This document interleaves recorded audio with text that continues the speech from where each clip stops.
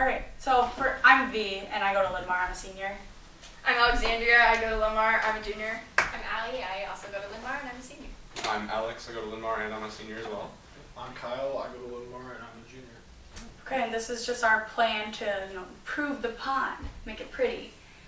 So here's the SketchUp that we came up with. It's a little rough. It doesn't include everything, but our approach to this was, the KISS method. Keep it simple, stupid, because we know that that space out there. It's only going to be used, for people at the bank or for Iowa Big. It's not going to be, a big park where everyone comes from within the community. So this is kind of what we came up with. As you can see there, we have a picnic table. We also have a little waterfall in the back, and then there's also the trees, and there's grass, and then we plan on adding some plants right along there on the edge, right kind of by the parking lot area. Alright, so for plants for water, when I took a step out at the pond and I looked around, I noticed that there's a lot of algae. There's like overgrown with tons of weeds and everything.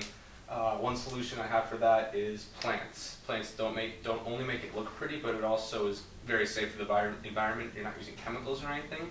So what I proposed is water lilies, because A, they flower in the summertime, and B, they survive the winter. They're rated a Zone 5 plant, so they're meant to survive like the Chicago area. So naturally it gets really cold there. We don't get as cold as Chicago, so we'll be fine on that. There's a lot of colors. You could get like purple, pink, white, yellow, whatever you want to suit yourself. And those are going to float to the top, get sunlight from there, and the stems are going to come down. So we're going to absorb nutrients to keep algae from growing. And another thing I had found was the American water celery, I think it's what it calls. Yeah.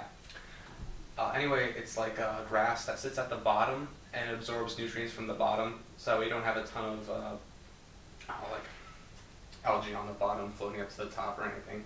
So that would, what I would hope, help control the algae. So you have the little water lilies on top to make it look pretty, and then you have the little water celery on bottom. All right, and so for plants on land, we're gonna have along the side here, as you can see in the circle, we're gonna have plants such as like lavender and aster and all those, and those are perennials, so you won't have to spend money on buying new flowers every single year.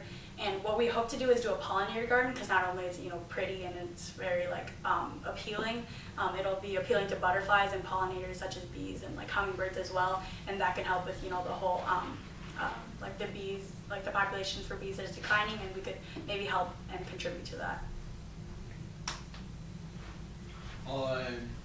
So when we first went out and looked at the pond, we noticed in the back there's these pile of rocks in the back, and my first thought was, is that a waterfall?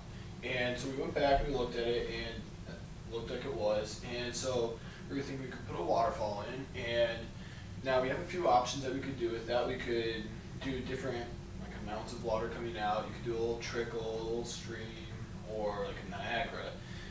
With a waterfall, there's all these different parts that would go into it. You have to have the certain type of pond, and there's a lot of different sizes, and it would really all depend on how deep the pond is, how much water we want, how much flow, all these different things that would go into it. But also, if you look at a stream or something, you never see algae or anything in it, because the water is also moving, and that would also help contribute to water movement, and less algae would be growing then. Okay, so for seating, we proposed a pergola, and this is kind of what I came up with. It's kind of like a Spanish style to kind of tie in with the building itself and the style of that. Underneath that is where we would actually be sitting. We would have like hexagonal or circular picnic tables that would fit on the brick. They're about 2 feet across for the top, so it would fit nicely. And then maybe a picnic bench or 2. And those are available to be engraved, so we could do something like that as well. And I just want to point out, we also don't have lighting where the seating is, because we kind of like thought about it a little bit. We wanted to have lighting, but out there, no one's going to sit out there when it's A, dark or nighttime, so rain or anything. And then also B, it'll keep costs down if we don't need it. You want to get in your vitamin D from being outside. Yeah. And then so questions that we would want to ask if we were to develop this project down the road would be things such as like, what's an actual budget? Our budget right now is around $3,000, give or take a few. And then what would be like under the pond? So I know under that tarp where we want the plants to go, we don't know if it's like concrete or if it's actual dirt. So that'd be a good thing to know. And then also building permits if we want to like build something. And then cleaning, so we could maybe like just have a bunch of Iowa Big students have a little bonding time and clean up the pond, or we would have someone like Culver's or a company do it. Any questions for us? Nice. No, that was well done. No, you hit some nice things there.